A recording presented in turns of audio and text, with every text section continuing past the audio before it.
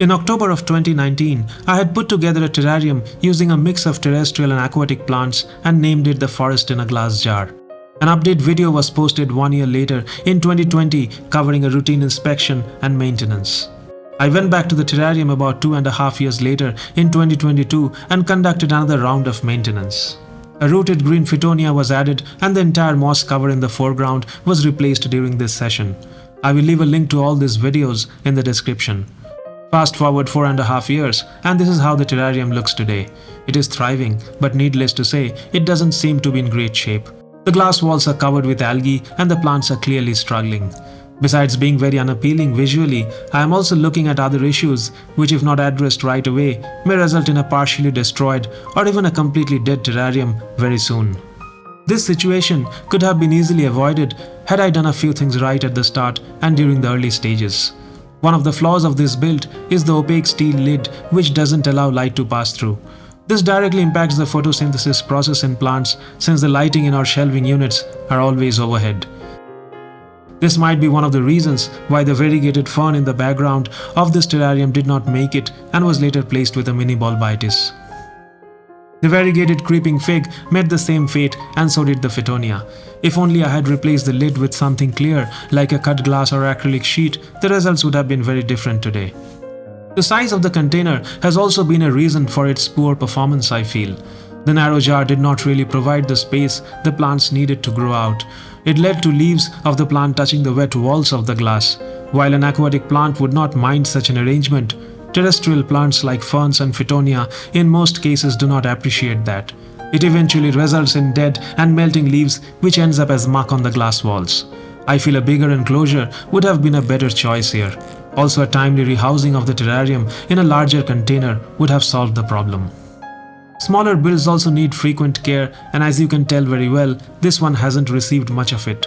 In fact, it has not undergone any maintenance post-2022. The terrarium was sitting in a corner of the shelf, pretty much ignored. The algae was building up and the plants were dying. I will take full blame for my inaction during this period. Lack of timely care and maintenance is one of the reasons many thriving terrariums start to look miserable and eventually fail. The Anubias has several leaves that are turning yellow. It could be due to an iron or potassium deficiency. I cannot really tell. All I can say is that this terrarium was never fertilized. I am surprised that in spite of a nutrient-deficient environment, the Anubias did so well. It is important to use liquid-based plant fertilizers for terrarium plants to keep them healthy. Terrariums housing aquatic plants may need to be fertilized more often than the ones housing only terrestrial species. Dead and decaying plant matter in a terrarium do contribute to the nutrient cycle, but that may not always be able to provide enough nutrients for established and growing plants. I have very rarely encountered pest issues in my builds. However, it surprises me to find an infestation in this build that looks like a mealybug attack to me. It probably came from the Fittonia plant added during maintenance session in 2022. I believe it was a nursery stock that was added directly without the usual quarantine and check process.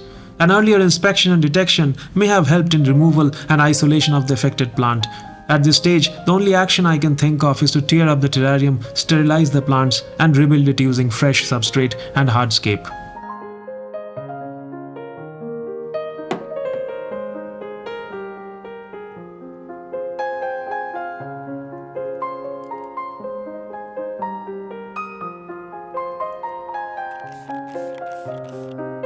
The driftwood has completely broken down, as you can see. This is a common feature with driftwood in a closed terrarium. They will only last a few years before breaking down completely as part of the natural process.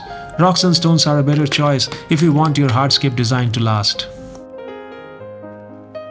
The soil and drainage gravel can be reused, but not before a thorough wash and sterilization process.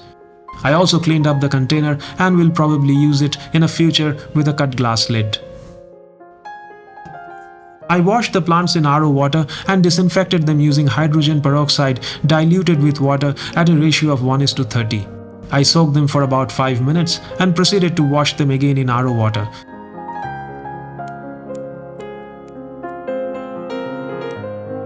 The plants are now ready for use. A taller and bigger container is needed for the rebuild, so I am choosing the square kitchen container over the round one. I also want to recreate the original build. This piece of driftwood will fit the design perfectly, I feel.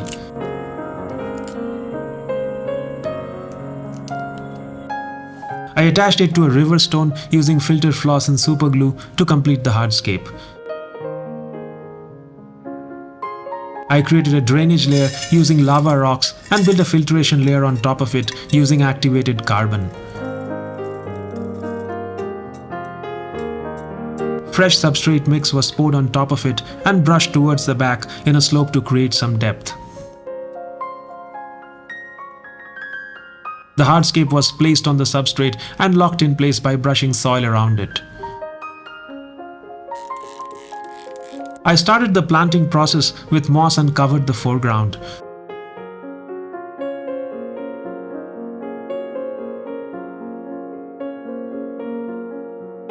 One of the Anubias clumps was placed against the wood and the bigger one was placed at the back on the right.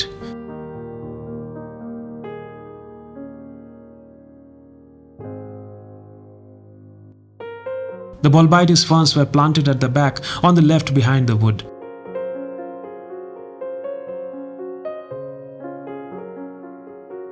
Another small one was placed in the front. All these plants are epiphytic in nature and hence should not be planted deep in the soil. I added a few smaller stones in the foreground for a bit of detailing.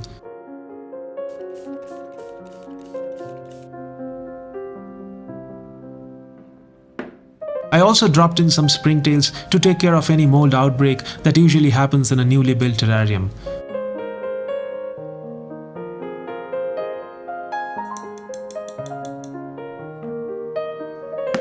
Finally, the lid was screwed on to close the container. I wanted to add some more plants keeping in mind the original design from 2019, but maybe later. At this point, I just want to make sure that the pest issue has been resolved. I will wait for a couple of weeks before adding any fertilizers since the plants have been disinfected and transplanted and they need to first settle down in their new home. This update video also provided me with the opportunity to share with you all my mistakes and my learnings from them over the years so that you don't have to repeat them. Do consider subscribing to the channel if you haven't already. Thank you for watching and see you soon.